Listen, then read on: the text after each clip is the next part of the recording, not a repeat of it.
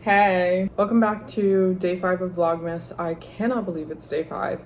I have loved every second of doing this, but knowing how freakishly fast time is going is starting to get a bit overwhelming. Hi, I'm Marissa, and today I thought it would be super fun to go through my 2024 goals from the beginning of this past year and also make my vision board for 2025. Now, I've seen these called vision boards, manifestation boards, prayer boards, dream boards, whatever works for you. I don't treat this as a very strict 1-year policy. It's just an easy chunk of time to work with.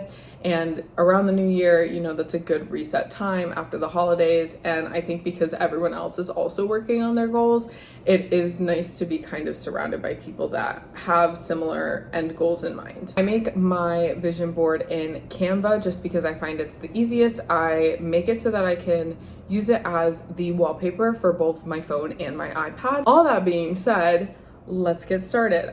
So I do want to make it yellow as of now. I think yellow is really fun and bright and vibrant.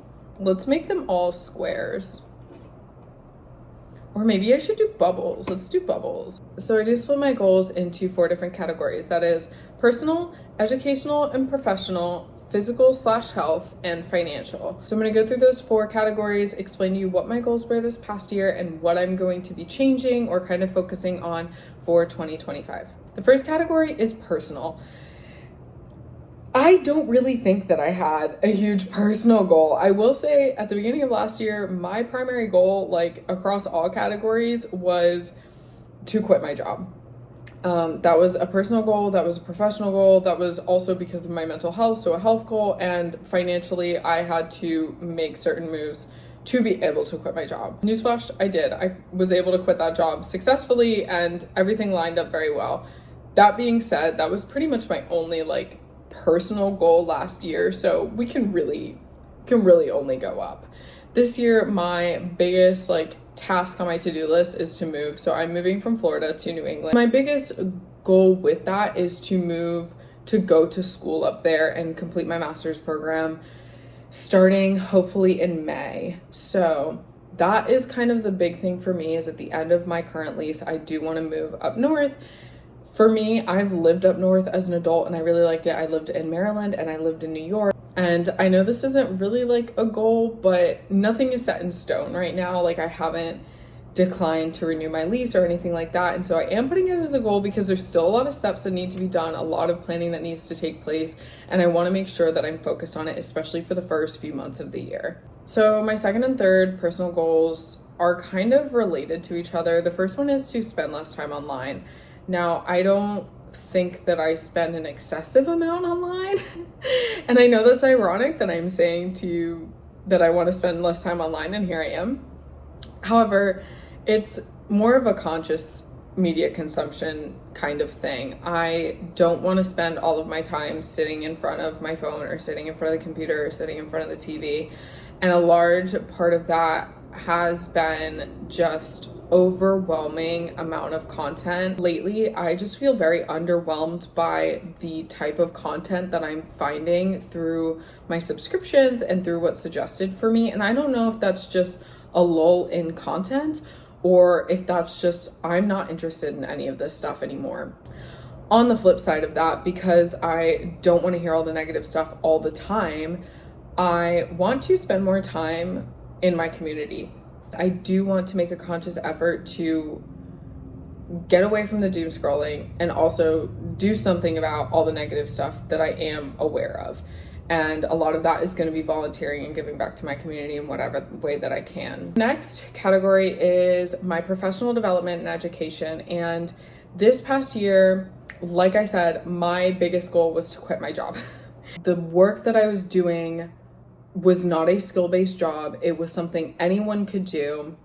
It was not helping me become better professionally, technically. There was no room for growth. Now, when I applied for the job, that's not what I was told. That's not what I expected. But once my manager left, it just went straight downhill. And the environment was extremely toxic as well. And so I just didn't need to be there. I felt like being in that role was actually cheapening me as an employee. and cheapening my resume, etc. My other big goal for 2024 was to really focus on my language learning, and that included starting to learn Spanish. So I've been studying Spanish with Duolingo because I started Duolingo with Russian. I took Russian in college and did that for about a year, and I continued it outside. Going into 2025, I actually want to refocus my efforts on Russian because I miss it. That's really the only thing, is I miss it. My second goal for this year for education and professional development is to go back to college. I would like to begin my master's degree program this year. That is part of the reason why I'm moving, because I want to go to school up north.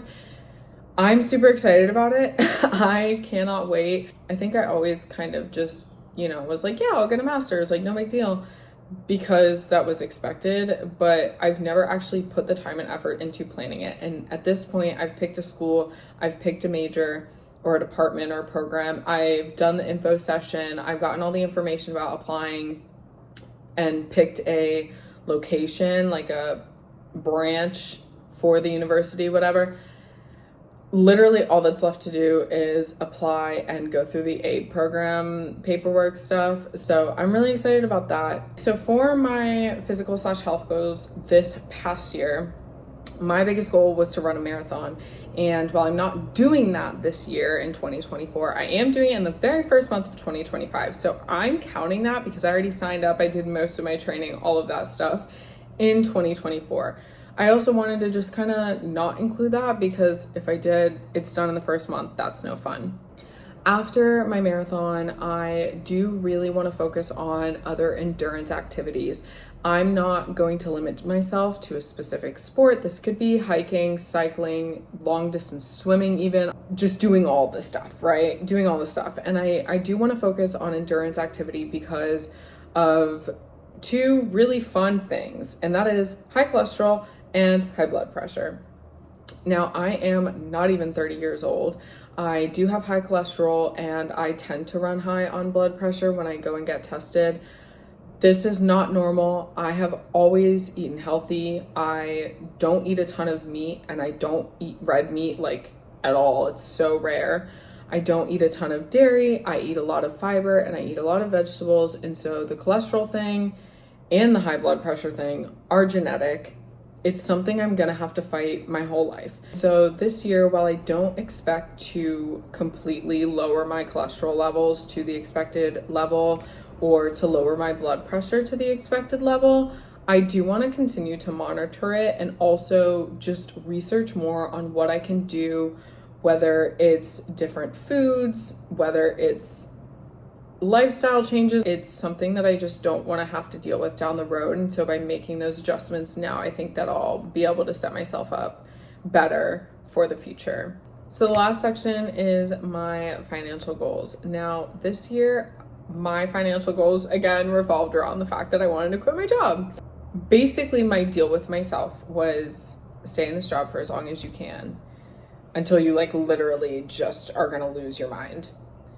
Save as much money during that time so that when you leave, you have a solid cushion. I kept hearing horror stories about, people quitting their toxic job and then they went 2 years without a job. And I was so nervous that was going to be me. Luckily, I ended up quitting my job and found another job basically immediately. So I didn't have to deal with that. However, I had been applying to jobs at that point for a year.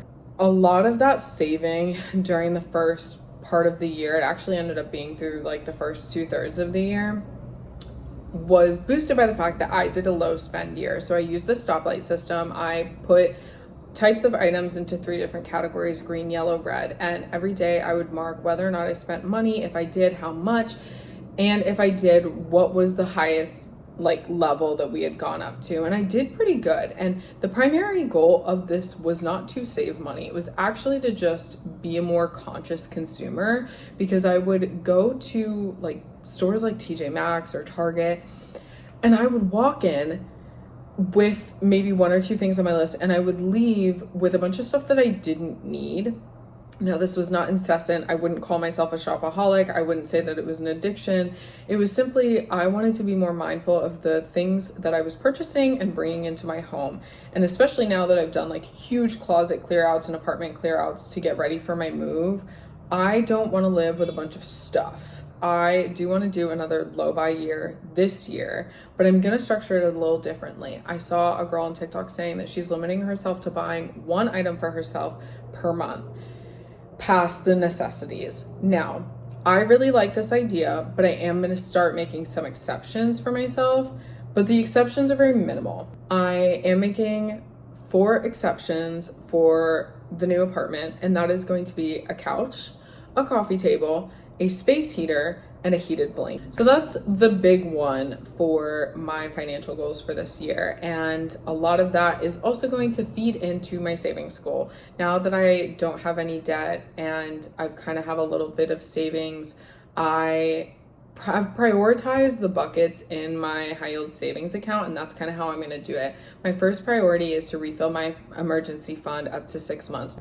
I know I could do more, but again, it's not like I will ever have, hopefully, nothing coming in. And so I'm not gonna plan for that because I really don't think that that's a possibility. My second priority with my savings is to start saving up for a car. Now, this is probably gonna look like maybe $200 a month, like not anything super huge, but my car is getting older. I bought her in 2015. She is a 2011. She's a little truck. She has still got a lot left in her. Don't get me wrong. She's gonna be fine. I'm very nervous for when I have to buy my next car. I also just want to be prepared because you really never know what's going to happen, right? I am insured and I'm covered if it's a total loss. I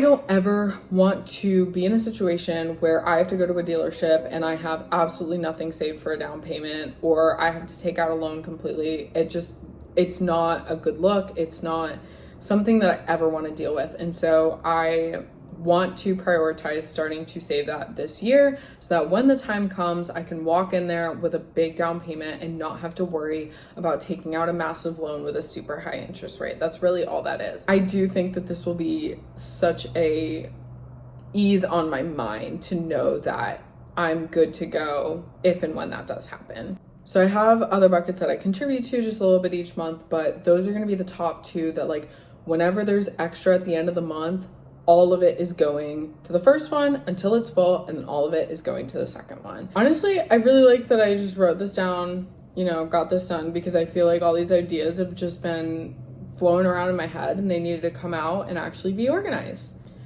If you are still thinking about what goals you want to make for yourself next year, I hope this provided a little bit of inspiration. I'd love to know what your guys' goals are for next year. So if you want to share them in the comments down below, please, I would love to read them, love to chat about them. I think setting goals for me has been such a good part of my adult life because it not only gives me drive to continue to better myself in some way, but I also get to see how far I've come. Anyways, that's it for day 5. I hope this inspired you to get started on your vision, manifestation, prayer, dream board for next year and to start setting your goals early. I cannot wait to hang out with you again tomorrow. Day 6, I think we're gonna be in the kitchen. I think we gotta go to the kitchen for this one. If you enjoy my videos, please consider liking this video and subscribing to my channel so you don't miss a thing, and I will see you tomorrow.